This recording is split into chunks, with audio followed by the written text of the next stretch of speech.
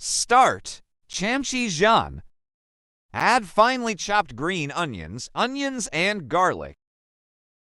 Add sugar and salt. Add fish sauce for more flavor. Add all the canned tuna, including the oil. Mix 4 spoons of flour and 2 eggs.